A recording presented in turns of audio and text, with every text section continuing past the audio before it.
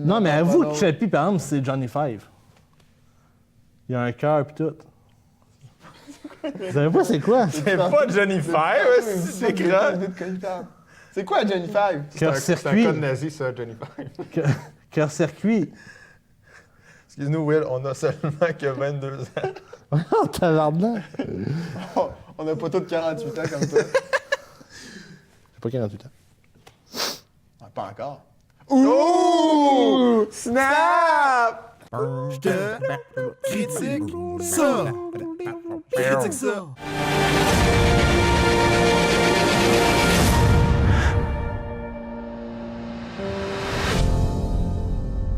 Alors, bienvenue tout le monde à cette nouvelle émission de Je te critique ça. Aujourd'hui, toujours accompagné de mes deux acolytes, Julien et Leslie, on est allé voir le film Le jeu de l'imitation. Le jeu de l'imitation, c'est le mathématicien Alan Turing qui est recruté par l'Angleterre au début de la Seconde Guerre mondiale afin qu'il les aide à décrypter Enigma, le langage codé utilisé par les Allemands. C'est un film avec une très bonne histoire, mais qui a essayé des choses qui faisaient pas partie de son univers, puis ça m'a déplu. C'est le fun qu'on voit ça du bord comme des statisticiens, des dessous. C'est plein de mathématiciens. Les autres, ils ont pas de gun, mais la guerre, ça passe pareil. Puis je trouvais ça fun, justement, qu'on voit ça dans leurs yeux.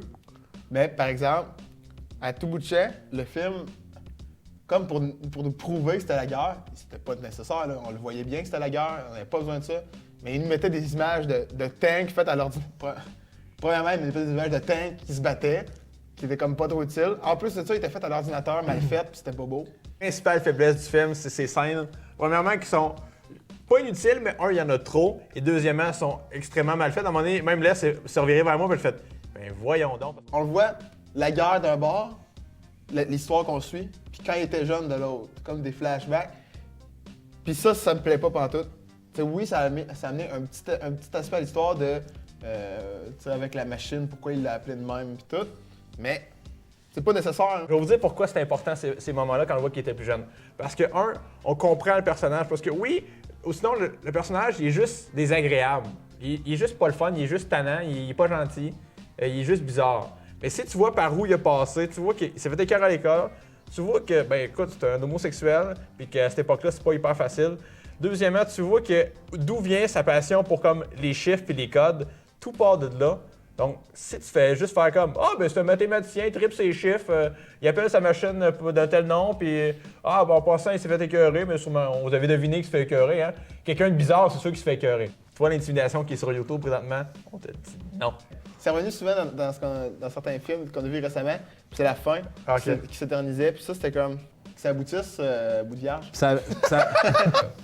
Moi, au contraire, j'ai trouvé que c'est une excellente performance. D'abord, premièrement, son rôle est vraiment le fun. Tu sais, c'est le garçon associable qui est pas très bon, un peu Asperger, tu sais, qui est super intelligent, mais qui est pas très bon avec les autres êtres humains. Puis tu vois qu'il fait pas exprès nécessairement, mais le personnage, vraiment, il nous rappelle un peu Sheldon dans Big Bang Theory. Moi, dans ma tête, j'ai une comparaison. C'est un Sheldon sombre, genre, plus dark. Alors, il est temps de nommer nos popcorn. Moi, je vais donner un 7.5. Pourquoi? Parce que, encore une fois, c'est pas un mauvais film. C'est loin d'être un mauvais film, l'histoire est bonne, mais c'est que il perd beaucoup de points parce que j'ai décroché. C'est de quoi, dans les deux derniers épisodes, j'en ai parlé, j'ai décroché facilement dans ce film-là pour des raisons, justement, quand on tombait dans...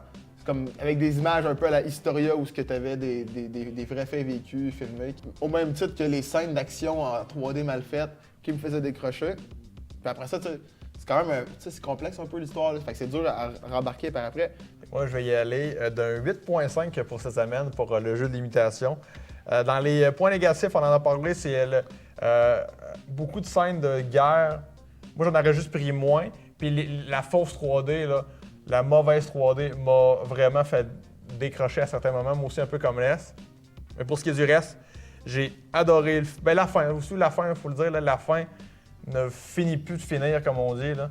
Mais le reste, les personnages sont tout attachants. On va rapidement dans l'histoire, ça avance bien, il y a du rebondissement. C'est drôle, il y a de l'action, il y a des bouts intelligents, il y a des bouts de morale.